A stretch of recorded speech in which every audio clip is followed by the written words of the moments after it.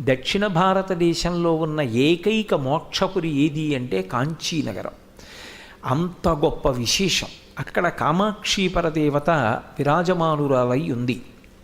ఆ తల్లి కాంచీపురంలోనే వెలియడానికి కారణం ఏమిటి అంటే ప్రధానమైనటువంటి కారణం ఒకటి ఉన్నది. కాంచీపురంలో అమ్మవారు ఉన్నటువంటి గర్భాలయాన్ని అన్ని దేవాలయాల్లా గర్భాలయము అని పిలవరు. దానికి వైదికమైనటువంటి పేరు ఇంకొకటి ఉంది, బిలాకాశము అంటారు. మీరు ఎప్పుడైనా కాంచీపురానికి వెళ్ళి వైదిక స్పర్శ కలిగినటువంటి పెద్దలతో మాట్లాడితే వాళ్ళు బిలాకాశంలో ఉంది అమ్మవారు అంటారు.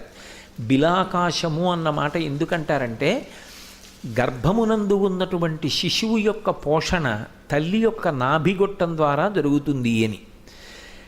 ఈ సమస్తమైనటువంటి భరతఖండాన్ని కూడా ఒక మాతృస్వరూపంగా భావన చేస్తే అందులో నాభి ప్రదేశము ఉన్నటువంటి కేంద్రము కామాక్షి పరదేవత ఎక్కడ ఆసీనురాలై ఉంటుందో అది ఖచ్చితంగా నాభీ కేంద్రమై ఉంటుంది. అందుకే దాన్ని బిలాకాశం అని పిలుస్తారు.